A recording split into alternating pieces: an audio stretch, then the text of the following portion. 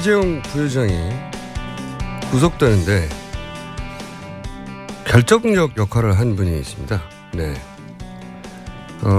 특검의 쪽집게 강사 역할을 했다라고 사실은 잘 안 알려진 그러나 실제로는 쪽집게 강사를 했던 구속의 결정적 역할을 한 분이 계십니다. 경제개혁연대 소장 한성대 김상조 교수님 나오셨습니다. 안녕하십니까? 네, 안녕하십니까? 네. 특검의 참고인으로 나가셨죠. 예. 네. 김상조 교수를 왜 특검에 부를까 의아했던 분들이 많아요. 네. 이분이 뭘 잘못했나? 제가 2월 12일 날 일요일 날 참고인으로 갔었는데요. 사실은 특검이 저를 부르는 거를 많이 망설였다고 해요. 아, 그래요? 이제 뭐 아시는 분은 아시겠지만 1차 영장 청구했을 때 기각이 됐지 않습니까? 네. 제가 며칠 전에 어느 신문에 컬럼을 썼는데 예. 구속 안 될 수도 있겠다. 네.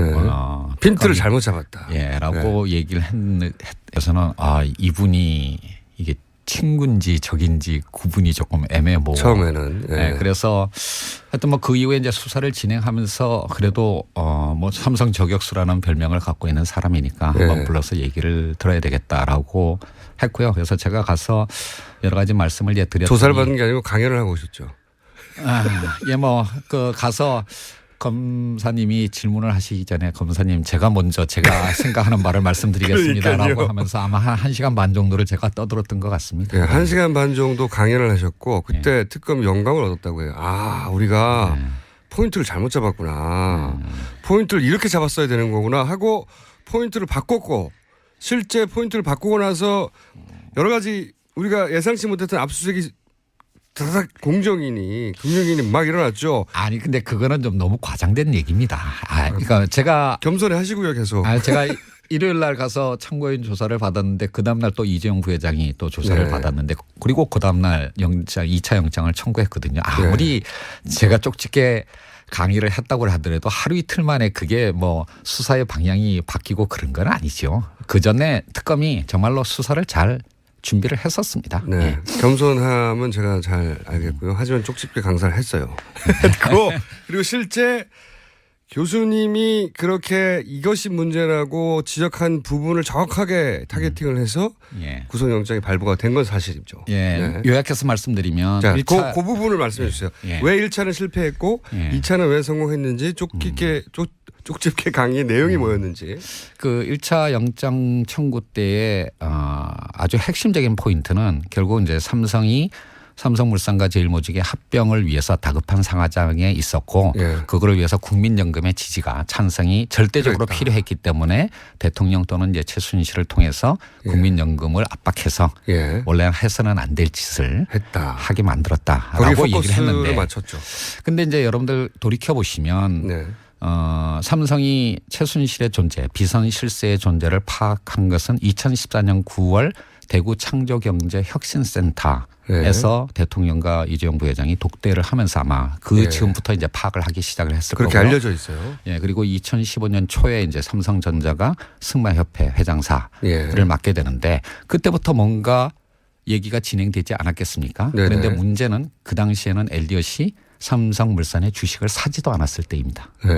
세상 어느 누구도 엘리엇이 등장해서 합병에 반대를 하고 그리고 국민연금이 억지로라도 찬성을 하지 않으면 이 주총이 무산될 거라는 거를 2014년 9월부터 2015년 초까지는 누구도 알 수가 없었어요. 그러니까 전후 관계가 뒤집히는 거죠. 이렇게 되면. 그렇게 되면 이제 국민연금을 찬성으로 이끌기 위해서 등장하기 전부터 엘리엇이 등장하기 전부터 로비를 했다라는 스토리가 돼버리는데 아무래도 이상한 거죠. 그렇죠. 로비를 한 건 사실이지만 스토리를 그렇게 갖고 와버리면 이제 그렇게 되면 인과관계가 거꾸로 되는 측면이 있고 제가 뭐 구속 여부를 떠나서 이렇게 가게 되면 형사재판은 합리적 의심을 넘어서는 확실한 증거가 있을 때만 유죄 판결이 나오는 재판입니다. 입증이 쉽지 않을 수 있겠다. 이렇게 가면 또 무죄가 나올 수도 있겠다라고 전문가의 예리한 눈으로 볼 때 사실은 제가 이런 우려를 하게 된 거는 제가 트라우마가 있기 때문입니다. 2008년 기억하시겠지만 2008년 김영철 변호사 기자금 터졌을 때 드디어 누구나, 이제 드디어 누구나 이제. 다 이건희 회장에게 유죄가 떨어질 거라고 특히 삼성 에버랜드 전환 사채건에 대해서 유죄가 나올 거라고 예상을 했는데 1, 2, 3심 모두 무죄였습니다. 예. 이제 그런 어떤 트라우마가 있기 때문에 이번에는 특검이 실수를 하지 않기를 바랄거고요. 뭐 그런 차원에서 수사의 초점을 그 물산 합병, 국민연금 동원에만 맞추면 아마 대치기를 당할 수도 있다라는 우려를 표명을 했던 거고요. 그래서 이재용 부회장의 승계 과정 전체를 위한 포괄적인 로비와 그것에 대한 어떤 대가 지급 이렇게 수사 방향을 잡는 게 좋겠다라고 제가 생각을 했었습니다. 그래서 이제 쪽집기 강의를 했고 실제로 그렇게 방향을 잡았고 실제로 성공을 했습니다. 1차 영장이 그러니까 기각이 됐으니까 특검으로서는 좀 더 이제 포괄적으로 접근할 수밖에 없습니다. 자, 그러면 왜 그렇게 그게 포커스를 맞추면 안 된다는 건지 알았습니다. 근데 이제 포괄적으로 맞추면 이것이 드러날 수밖에 없다. 요걸 좀 설명해 주세요. 사실은 특검이 영장 발부한 구체적 내용을 잘 모르거든요, 우리가. 아마 청취자들께서는 삼성물산의 합병으로서 이재용 부회장의 승계는 이제 다 끝났다. 그렇게 생각했죠. 라고 생각하실지 모르지만 천만의 말씀입니다.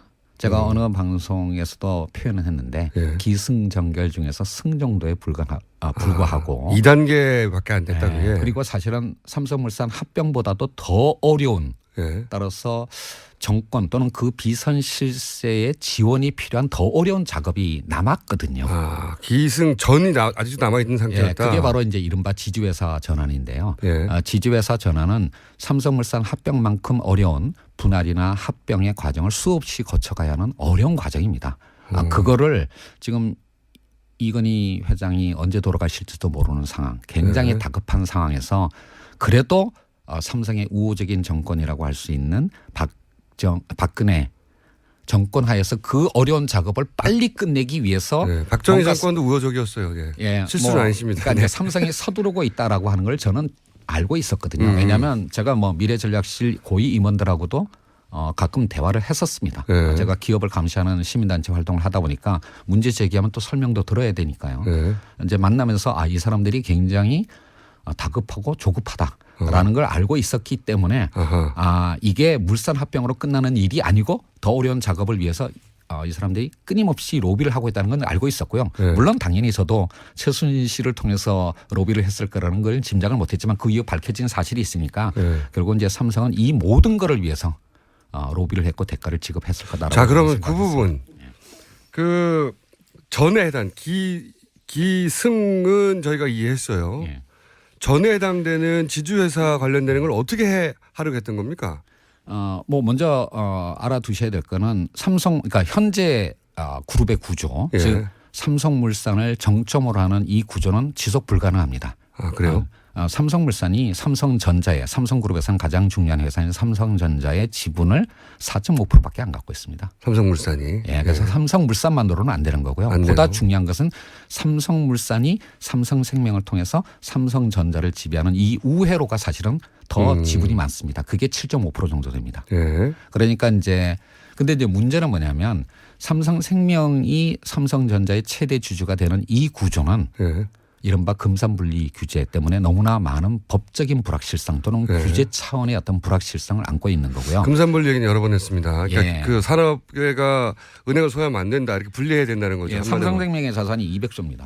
200조. 그 대부분 95%가 보험 계약자의 돈입니다. 그렇죠. 그 보험 계약자의 돈으로 기업들이 마음대로 총수 일가가 지배권을 그룹에 대한 지배권을 유지하고 승계한다라고 하는 건 정상적이지 않죠. 그리고 세상 어느 나라에도 이런 그룹의 구조를 갖고 있는 기업 집단은 없고요. 그리고 이런 게 용서 가능하다고 믿을 수도 없는 겁니다. 그렇죠. 소비자들이 예금을 가지고 자기들 지배권을 강화하면 안 되는 거죠. 그래서 이제 바로 이런 어떤 금산분리에 따른 그 법적인 불확실성, 규제상의 불확실성을 넘어설 수 있는 안정적인 구조가 바로 지주회사인 건데 삼성그룹은 삼성전자라는 일반 회사와 삼성생명이라는 금융회사 두 개의 핵심 회사를 갖고 있기 때문에 이 두 개의 회사를 각각 지주회사로 즉 하나의 지주회사가 아니라 두 개의 지주회사로 각각 만들어야 되고요. 그럴 필요가 있다. 하나로 만드는 건 불가능하기 때문에 금산분리 때문에 불가능하기 때문에 두 개를 만들어서 그 두 개를 수평으로 놓고 지배하거나 아니면 좀 더 이재용 부회장의 지분 지배력을 올릴 수 있는 방법은 이걸 수직으로 놓고 지배하는 방법인데 그 마지막 단계가 이른바 중간금융지주회사 제도의 도입이거든요. 그런데 많은 분들이 이 중간금융지주회사 도입을 위해서 삼성이 로비했을 거라고 생각하지만 그것도 아닙니다. 그것도 아니에요? 예, 그거는 마지막 단계고요. 어떤 의미에서는 그 이전의 단계가 있군요. 그 지주회사 전환 과정에서 그게 오히려 제일 쉬운 겁니다. 마지막 그 앞에, 단계는. 예, 그 앞에 삼성생명을 중심으로 하는 금융지주회사를 만드는 작업을 먼저 해야 되는데요. 네. 이 금융지주회사는 감독당국의 인허가가 필요한 겁니다. 그리고 그 과정에 공무원들의 광범위한 재량권이 부여가 되어 있습니다. 예를 들면 그 이제 전환하는 과정에 유예기간이라는 게 있지 않겠습니까? 조건을 맞춰야 되는데 그 유예기간이 공무원의 재량권에 따라서 2년에서 무려 7년까지 왔다 갔다 할 수 있습니다. 아하. 그 유예기간을 몇 년으로 해주느냐에 따라서 1년마다 뭐 조 단위의 돈이 왔다 갔다 할 수 있는 엄청난 겁니다. 그래서 바로 이 가장 첫 번째 단계인 이 삼성생명을 금융지주회사로 전환한 과정에 저는 로비가 집중되었을 거라고 예상을 했고요. 전문가가 딱 보면 공무원 이거는 공무원이 해결해 줘야 되는데 공정이나 금융위가 이거를 해결해 줘야 되니까 여기에 대한 로비가 있었을 수밖에 없다. 예. 라고 해가지고 여기를 털어라. 아니 근데 이제 실제로는 이제 특검이 이 금융지주회사 전환 문제와 관련해서 이미 금융위를 압수수색을 했습니다. 네, 그러니까 그게 문제가 있다는 걸 알긴 알았군요. 근데 이제 그 과정에서 금융위 공무원들이 정말 일을 잘했어요. 잘했다는 건 어떤 의미입니까? 접촉을 시도를 했는데 거부를 했습니다.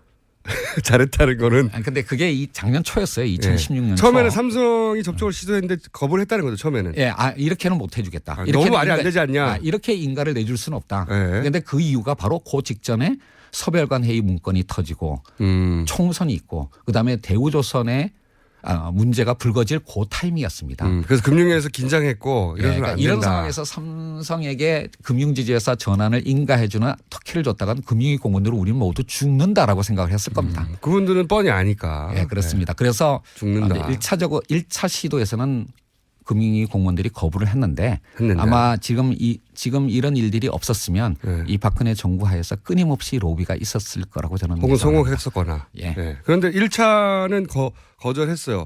거절하니까 당연히 또 실세한테 달려가거나 쿠션을 줘서 박근혜 대통령한테 로비를 하지 않았을까라고 생각할 수밖에 없는데 그 정황이 드러난 겁니까 말하자면? 그 부분은 아직까지 명확하지는 않습니다. 명확하진 않아요? 예. 여기를 파고 있었군요. 그러니까. 예. 아마 제 생각에는 일단 그 이후에 워낙 금융위로서는 대우조선 문제나 한진해운 등등의 구조조정에 워낙 다급했기 때문에요. 이런 큰 사건을 별도로 다루기는 아마 여유가 없었을 거고 그리고 바로 직후부터 이 최순실 사태가 터졌기 때문에 그 이후로는 아마 여유를 가지기 어려웠을 겁니다. 초반에 금융위에 삼성이 그런 로비를 했는데 금융위는 처음에는 거절했다. 그 이후에 어떻게 됐는지 명확하게 밝혀지는 않았지만 로비를 했을 것이다. 왜냐하면 필요하니까 당연히. 실제로 삼성이 금융위에 접촉을 했고요. 그거에 대해서는 그 특검이 이미 다 수사를 했습니다. 그렇군요.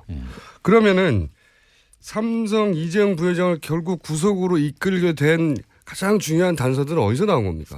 뭐 이미 이 부분은 언론에 다 부분씩 다 보도가 됐는데요. 이제 삼성물산 합병건뿐만 아니라 그 위에 나왔던 이제 바이오로직스 상장 문제나 바이오로직스 상장 문제는 왜 중요한 겁니까? 계속 거론되는데 그리고 이제 순환 출자 해소 문제, 그다음에 금융지주회사 전환 문제, 요 세 개가 이제 1차 영장 기각 이후에 특검이 이제 추가적으로 수사한 부분이고요.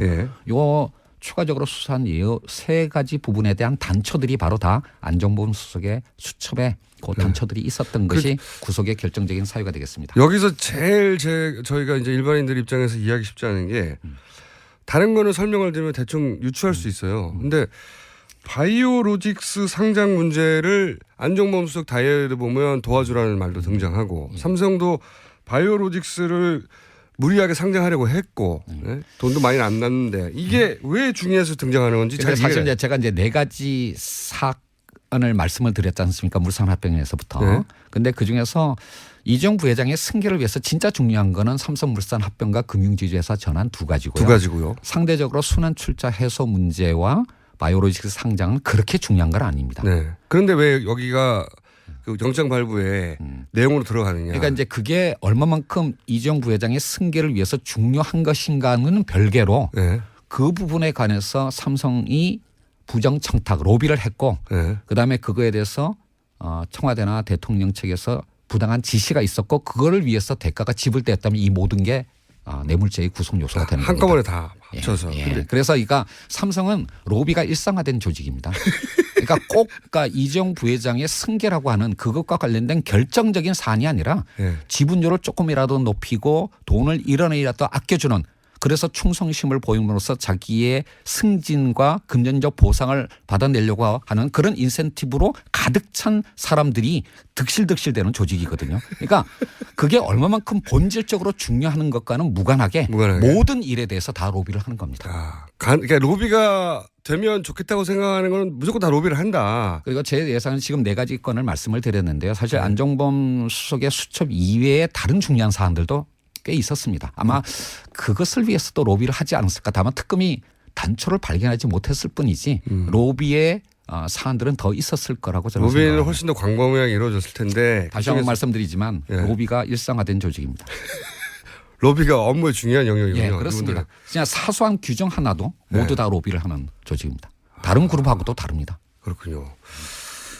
그중에서 제가 근데 대부분을 이해했어요. 순환 출제 얘기는 오랫동안 있어왔던 얘기고 그다음에 지주회사로 전환해야 한다. 그런데 이제 두 개가 필요하다. 삼성전자를 추구하는 지주와 삼성생명을 추구하는 지주가 필요하다. 그런 걸 위해서 그런 걸 해결해 줘야 되는 공정이나 금융위에 로비를 했고 그런 정황의 일부가 잡혀서 지금 영장이 발부됐다.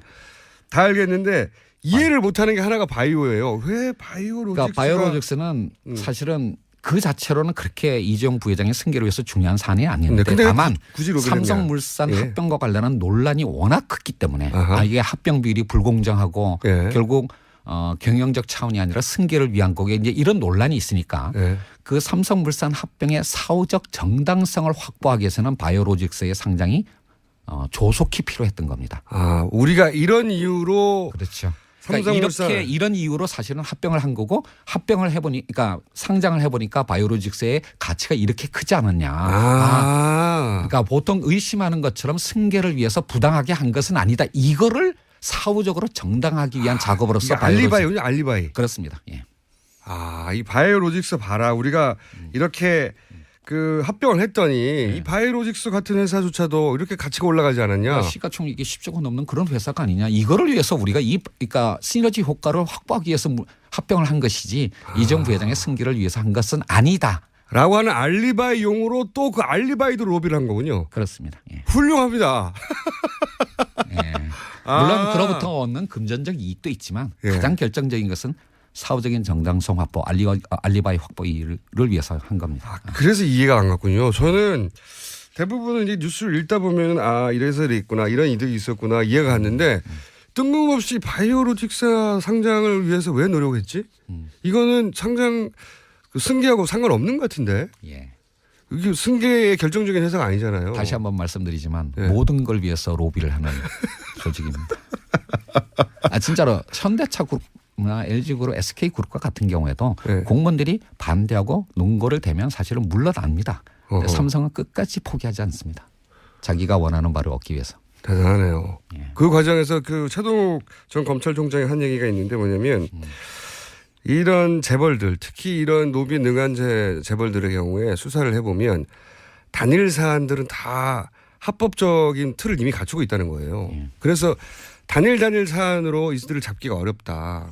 바로 이제 그 부분이 굉장히 중요한 포인트인데요. 뭐 순환 출자 해소 문제나 바이오로직스 상장 문제나 그 자체로 보면 공무원들이 불법 행위를 했다라고 하기가 어렵습니다. 그 자체만 공무원에게는 언제나 광범위한 재량권이 주어져 있는 거거든요. 예를 들면 그 순환 출자 문제 때문에 삼성 SDI가 삼성물산 주식을 1,000만 주를 팔아야 되느냐 500만 주를 팔아야 되느냐 재량권의 범위 안에 들어갑니다. 재량권의 안에 들어가는 공무원의 적법한 행위라고 하더라도 그것이 독자적인 판단이 아니라 외부의 상부의 지시에 의해서 그 판단을 하거나 판단을 바꿨거나 그리고 그 대가로 뭔가 금품이 지급됐다면 바로 그게 뇌물죄입니다. 그러니까 일어난 현상만 보면 아니 뭐 공무원이 1,000이나 500이나 판단할 수 있다. 그래서 그것만 바라보면 아무 문제가 없는 것처럼 보이는데 여기서 중요한 건 1,000을 500으로 만드는데 누가 힘을 썼느냐. 그렇습니다. 그걸 잡아내야 되는데 그걸 보통 못 잡아내잖아요. 그런 일들이 왜 했느냐. 그 전체 구도에서 한 부분 모자이크로 들어간 거를 다 짜맞춰야지만 얘기가 된다라는 거죠. 그러네요. 바이오로직 상장만 가지고 따지면 예. 이게 승계하고 아무 상관없다고 말해버리면 진짜 없으니까 예. 이해가 안 가고. 근데 이제 뭐 마지막으로 제가 좀 드리고 싶은 말씀은 벌써 마지막 하시게요? 아니 시간이 다 안 됐나요? 그러니까 그러네요 벌써. 예. 그 구속은 됐습니다만은 예. 그 이후에 이제 형사 재판이 남았는데요. 지금 안종범 수석의 수첩에 나와 있는 그런 어떤 단초들로 인해서 증거 인멸이나 어떤 범죄 중대성 혐의로 구속은 됐지만 이것만을 가지고 이재용 부회장에게 유죄 판결이 내릴 거라고 예단하기는 어렵습니다. 아직도. 예. 아마 한국 최고의 어떤 법조인들과 변호사들의 당연하겠죠. 조력을 받아서 아마 1, 2, 3심 이제 다툼을 벌일 텐데요. 예. 저는 정말 이재용 부회장이 유죄 판결을 받을 건가라는 부분에 관해서는 아직도 확신을 못합니다. 저도 그렇게 생각하는데 그렇다 하더라도 일단 특검이 해낸 거는 대단한 일을 해낸 거네요. 정말. 네, 그렇습니다. 예. 더구나 2008년 삼성 특검에 비하면 지금의 특검은 엄청나게 수사를 잘한 겁니다. 그렇죠. 예. 몇 점 주시겠습니까? 글쎄요, 뭐 이거는 그냥 오만한 표현인데요. 정말 뭐 지금까지는 95점 드리고 싶습니다. 더구나 삼성과 관련된 부분에 관해서는. 정말 대단한 일을 해냈다고 보고 그래서 더더욱이 저희가 이제 안타까운 것은 특검이 연장돼야 되는데 예. 저희가 교수님을 모신 이유 중에 하나도 삼성을 구속한 것으로 끝나지 않았고 그리고 얼마나 집요하게 로비를 하는지.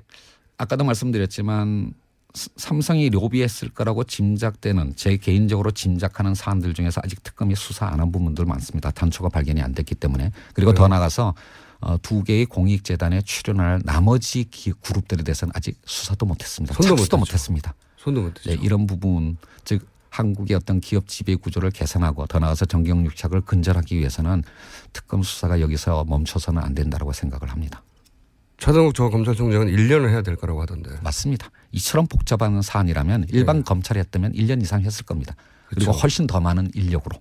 그렇죠. 그러니까 굉장히 어려운 일인데요. 적어도 30일을 연장하는 것은 필수라고 저는 생각합니다. 당연히 해야 되는 거죠. 네. 오늘은 저희가 쪽집게 강사 특검 뒤에서 여기를 해라고 쪽집게 강사를 해주신 김상조 교수님과 이 시간이 이렇게 빨리 지나갔네요. 25분을 이렇게 후두둑 얘기를 나눴고 네. 이게 끝이 아니죠. 교수님이 한번 이제 여기 엮이신 겁니다. 저희 방송에. 뭐 제가 김호준 총수라는 분을 모르지 않습니다. 하지만 가능한 한 버텨보려고 하고 있습니다. 오늘은 1차 만남이었고요. 앞으로 교수님을 저희가 좀 더 조사를 하고 압박을 해가지고. 예. 아마 뭐 올해 내내 1, 2, 3심 재판이 진행될 거기 때문에 그때마다 아마 제가 또 드리고 싶은 말씀이 있을 거라고 생각을 합니다.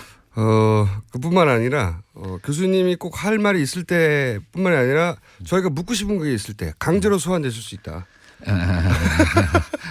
자, 전문가시거든요. 그리고 사실 삼성 관련해서 20년 넘게 삼성이 어떻게 이겨왔는가 대한민국의 사법 시스템을 이겨왔어요. 사실은. 근데 사실은 많은 분들이 저를 삼성 저격수, 삼성만을 파는 사람이라고 생각하지만 사실 저나 경제개혁연대는 우리나라의 주요 그룹들 전부 그리고 상장 기업들 대부분을 사실은 데일리 모니터링을 하고 있습니다. 네. 그중에서 다른 그룹들하고는 이미 오래전부터 대화의 채널이 확보됐기 때문에 법률적 수단을 동원하는 마지막까지 가지 않는 경우들이 많았는데요.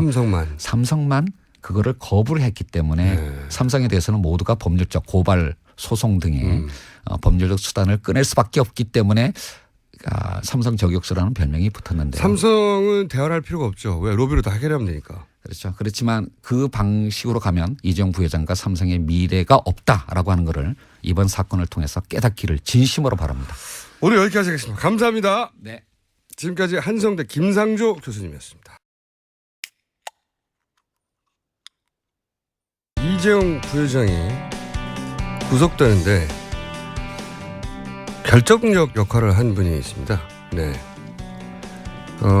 특검의 쪽집게 강사 역할을 했다라고 사실은 잘 안 알려진 그러나 실제로는 쪽집게 강사를 했던 구속의 결정적 역할을 한 분이 계십니다. 경제개혁연대 소장 한성대 김상조 교수님 나오셨습니다. 안녕하십니까? 네, 안녕하십니까? 네. 특검의 참고인으로 나가셨죠. 예. 네. 김상조 교수를 왜 특검에 부를까 의아했던 분들이 많아요. 네. 이분이 뭘 잘못했나? 제가 2월 12일 날 일요일 날 참고인으로 갔었는데요. 사실은 특검이 저를 부르는 거를 많이 망설였다고 해요. 아, 그래요? 이제 뭐 아시는 분은 아시겠지만 1차 영장 청구했을 때 기각이 됐지 않습니까? 네. 그 제가 며칠 전에 어느 신문에 컬럼을 썼는데 예. 구속 안 될 수도 있겠다. 네. 핀트를 잘못 잡았다. 예, 라고 얘기를 해서는 이분이 이게 친구인지 적인지 구분이 조금 애매모호. 처음에는. 예. 네, 그래서 하여튼 뭐 그 이후에 이제 수사를 진행하면서 그래도 뭐 삼성 저격수라는 별명을 갖고 있는 사람이니까 한번 불러서 얘기를 들어야 되겠다라고 했고요. 그래서 제가 가서 여러 가지 말씀을 드렸더니 조사를 받은 게 아니고 강연을 하고 오셨죠. 예, 뭐 가서 검사님이 질문을 하시기 전에 검사님 제가 먼저 제가 생각하는 말을 말씀드리겠습니다라고 하면서 아마 한 1시간 반 정도를 제가 떠들었던 것 같습니다. 네, 1시간 반 정도 강연을 하셨고 그때 특검 영감을 얻었다고 해요. 우리가 포인트를 잘못 잡았구나. 포인트를 이렇게 잡았어야 되는 거구나 하고 포인트를 바꿨고 실제 포인트를 바꾸고 나서 여러 가지 우리가 예상치 못했던 압수수색이 다닥 공정이니 금융인이 막 일어났죠. 아니 근데 그거는 좀 너무 과장된 얘기입니다. 그러니까 제가 겸손히 하시고요 계속. 제가 일요일 날 가서 참고인 조사를 삼성의 우호적인 정권이라고 할 수 있는 박근혜 정권 하에서 그 어려운 작업을 빨리 끝내기 위해서 박정희 정권도 우호적이었어요. 실수는 아니십니다. 그러니까 이제 삼성이 서두르고 있다라고 하는 걸 저는 알고 있었거든요. 왜냐하면 제가 뭐 미래전략실 고위 임원들하고도 가끔 대화를 했었습니다. 제가 기업을 감시하는 시민단체 활동을 하다 보니까 문제 제기하면 또 설명도 들어야 되니까요. 이제 만나면서 이 사람들이 굉장히 다급하고 조급하다라는 걸 알고 있었기 때문에 이게 물산 합병으로 끝나는 일이 아니고 더 어려운 작업을 위해서 이 사람들이 끊임없이 로비를 하고 있다는 건 알고 있었고요. 물론 당연히 저도 최순실을 통해서 로비를 했을 거라는 걸 짐작을 못했지만 그 이후 밝혀진 사실이 있으니까 결국 이제 삼성은 이 모든 거를 위해서 로비를 했고 대가를 지급했을 거다라고. 자, 그러면 그 부분 그 전에 해당 기승은 저희가 이해했어요. 전에 해당되는 지주회사 관련되는 걸 어떻게 하려고 했던 겁니까? 뭐 먼저 알아두셔야 될 거는 삼성 그러니까 현재 그룹의 구조 즉 삼성물산을 정점으로 하는 이 구조는 지속 불가능합니다. 그래요? 삼성물산이 삼성그룹에서는 가장 중요한 회사인 삼성전자의 지분을 4.5%밖에 안 갖고 있습니다. 삼성물산이. 그래서 삼성물산만으로는 안 되는 거고요. 보다 중요한 것은 삼성물산이 삼성생명을 통해서 삼성전자를 지배하는 이 우회로가 사실은 더 지분이 많습니다. 그게 7.5% 정도 됩니다. 그러니까 근데 이제 문제는 뭐냐면 삼성생명이 삼성전자의 최대 주주가 되는 이 구조는 이른바 금산분리 규제 때문에 너무나 많은 법적인 불확실성 또는 규제 차원의 어떤 불확실성을 안고 있는 거고요. 금산분리 얘기는 여러 번 했습니다. 그러니까 그 산업계가 은행을 소유하면 안 된다 이렇게 분리해야 된다는 거죠. 삼성생명의 자산이 200조입니다. 200조. 그 대부분 95%가 보험 계약자의 돈입니다. 그렇죠. 그 보험 계약자의 돈으로 기업들이 마음대로 총수 일가가 지배권을 그룹에 대한 지배권을 유지하고 승계한다라고 하는 건 정상적이지 않죠. 그리고 세상 어느 나라에도 이런 그룹의 구조를 갖고 있는 기업 집단은 없고요. 그리고 이런 게 용서 가능하다고 믿을 수도 없는 겁니다. 그렇죠. 소비자들이 예금을 받았는데 그 다음 날 또 이재용 부회장이 또 조사를 받았는데 그리고 그 다음 날 2차 영장을 청구했거든요. 아무리 제가 쪽집게 강의를 했다고 하더라도 하루 이틀 만에 그게 뭐 수사의 방향이 바뀌고 그런 건 아니죠. 그 전에 특검이 정말로 수사를 잘 준비를 했었습니다. 겸손함은 제가 잘 알겠고요. 하지만 쪽집게 강사를 했어요. 그리고 실제 교수님이 그렇게 이것이 문제라고 지적한 부분을 정확하게 타겟팅을 해서 구속영장이 발부가 된 건 사실이죠. 요약해서 말씀드리면 그 부분을 말씀해 주세요. 왜 1차는 실패했고 2차는 왜 성공했는지 쪽집게 강의의 내용이 뭐였는지. 그 1차 영장 청구 때의 아주 핵심적인 포인트는 결국 이제 삼성이 삼성물산과 제일모직의 합병을 위해서 다급한 상하장에 있었고 그거를 위해서 국민연금의 지지가 찬성이 절대적으로 필요했기 때문에 대통령 또는 이제 최순실을 통해서 국민연금을 압박해서 원래 해서는 안 될 짓을 하게 만들었다라고 얘기를 했는데 맞췄죠. 근데 이제 여러분들 돌이켜 보시면 삼성이 최순실의 존재, 비선 실세의 존재를 파악한 것은 2014년 9월 대구 창조경제혁신센터에서 대통령과 이재용 부회장이 독대를 하면서 아마 그 즈음부터 이제 파악을 하기 시작을 했을 거고요. 그렇게 알려져 있어요. 그리고 2015년 초에 이제 삼성전자가 승마협회 회장사를 맡게 되는데 그때부터 뭔가 얘기가 진행되지 않았겠습니까? 그런데 문제는 그 당시에는 엘리엇이 삼성물산의 주식을 사지도 않았을 때입니다. 세상 어느 누구도 엘리엇이 등장해서 합병에 반대를 하고 그리고 국민연금이 억지로라도 찬성을 하지 않으면 이 주총이 무산될 거라는 거를 2014년 9월부터 2015년 초까지는 누구도 알 수가 없었어요. 그러니까 전후 관계가 뒤집히는 거죠. 이렇게 되면. 그렇게 되면 이제 국민연금을 찬성으로 이끌기 위해서 등장하기 전부터 엘리엇이 등장하기 전부터 로비를 했다라는 스토리가 돼버리는데 아무래도 이상한 거죠. 그렇죠. 로비를 한 건 사실이지만 스토리를 그렇게 바꿔버리면 이제 그렇게 되면 인과관계가 거꾸로 되는 측면이 있고 제가 뭐 그래가지고 자기들 지배권을 강화하면 안 되는 거죠. 그래서 이제 바로 이런 어떤 금산분리에 따른 그 법적인 불확실성, 규제상의 불확실성을 넘어설 수 있는 안정적인 구조가 바로 지주회사인 건데 삼성그룹은 삼성전자라는 일반 회사와 삼성생명이라는 금융회사 두 개의 핵심 회사를 갖고 있기 때문에 이 두 개의 회사를 각각 지주회사로 즉 하나의 지주회사가 아니라 두 개의 지주회사로 각각 만들어야 되고요. 그럴 필요가 있다.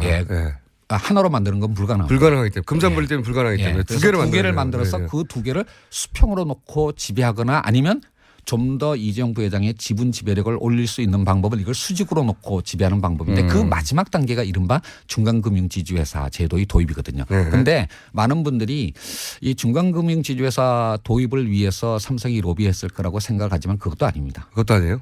그거는 마지막 단계고요. 어떤 의사는 그 이전의 단계가 있군요. 그 지주회사 전환 과정에서 그게 오히려 제일 쉬운 겁니다. 마지막 단계는 그 앞에 삼성생명을 중심으로 하는 금융지주회사를 만드는 작업을 먼저 해야 되는데요. 이 금융지주회사는 감독당국의 인허가가 필요한 겁니다. 그리고 그 과정에 공무원들의 광범위한 재량권이 부여가 되어 있습니다. 예를 들면 그 이제 전환하는 과정에 유예기간이라는 게 있지 않겠습니까? 조건을 맞춰야 되는데 그 유예기간이 공무원의 재량권에 따라서 2년에서 무려 7년까지 왔다 갔다 할 수 있습니다. 그 유예기간을 몇 년으로 해주느냐에 따라서 1년마다 뭐 조 단위의 돈이 왔다 갔다 할 수 있는 엄청난 겁니다. 그래서 바로 이 가장 첫 번째 단계인 이 삼성생명을 금융지주회사로 전환한 과정에 저는 로비가 집중되었을 거라고 예상을 했고요. 전문가가 딱 보면 공무원 이거는 공무원이 해결해 줘야 되는데 공정이나 금융위가 이거를 해결해 줘야 되니까 여기에 대한 로비가 있었을 수밖에 없다. 라고 해가지고 여기를 털어라. 아니 근데 이제 실제로는 이제 그러니까 특검이 이 금융지주회사 전환 문제와 관련해서 이미 금융위를 압수수색을 했습니다. 그러니까 그게 문제가 있다는 걸 알긴 알았군요. 근데 이제 그 과정에서 금융위 공무원들이 정말 일을 잘했어요. 잘했다는 건 어떤 의미입니까? 접촉을 시도를 했는데 소송 여부를 떠나서 이렇게 가게 되면 형사재판은 합리적 의심을 넘어서는 확실한 증거가 있을 때만 유죄 판결이 나오는 재판입니다. 입증이 쉽지 않을 수 있겠다. 이렇게 가면 또 무죄가 나올 수도 있겠다라고 전문가의 예리한 눈으로 볼 때 사실은 제가 이런 우려를 하게 된 거는 제가 트라우마가 있기 때문입니다. 2008년 기억하시겠지만 2008년 김영철 변호사 기자금 터졌을 때 드디어 누구나 다 이건희 회장에게 유죄가 떨어질 거라고 특히 삼성 에버랜드 전환 사채권에 대해서 유죄가 나올 거라고 예상을 했는데 1, 2, 3심 모두 무죄였습니다. 그런 어떤 트라우마가 있기 때문에 이번에는 특검이 실수를 하지를 않기를 바랄 거예요. 뭐 그런 차원에서 수사의 초점을 그 물산 합병, 국민연금 동원에만 맞추면 아마 대치기를 당할 수도 있다라는 우려를 표명을 했던 거고요. 그래서 이재용 부회장의 승계 과정 전체를 위한 포괄적인 로비와 그것에 대한 어떤 대가 지급 이렇게 수사 방향을 잡는 게 좋겠다라고 제가 생각을 했었습니다. 그래서 이제 쪽집기 강의를 했고 실제로 그렇게 방향을 잡았고 실제 성공했습니다. 그러니까 1차 영장이 그러니까 기각이 됐으니까 특검으로서는 좀 더 이제 포괄적으로 접근할 수밖에 없었던 자, 그러면 것이죠. 왜 그렇게 그게 포커스를 맞추면 안 된다는 건지 알았습니다. 근데 이제 포괄적으로 맞추면 이것이 드러날 수밖에 없다. 요걸 좀 설명해 주세요. 사실은 특검이 영장 발부한 구체적 내용을 잘 모르거든요, 우리가. 아마 청취자들께서는 삼성물산의 합병으로서 이재용 부회장의 승계는 이제 다 끝났다. 그렇게 생각했죠. 라고 생각하실지 모르지만 천만의 말씀입니다. 제가 어느 방송에서도 표현을 했는데 기승전결 중에서 승 정도에 불과하고 2단계밖에 안 됐다. 그게. 그리고 사실은 삼성물산 합병보다도 더 어려운 따라서 정권 또는 그 비선 실세의 지원이 필요한 더 어려운 작업이 남았거든요. 기승 전이 아직도 남아있는 상태였다. 그게 바로 이제 이른바 지주회사 전환인데요. 지주회사 전환은 삼성물산 합병만큼 어려운 분할이나 합병의 과정을 수없이 거쳐가야 하는 어려운 과정입니다.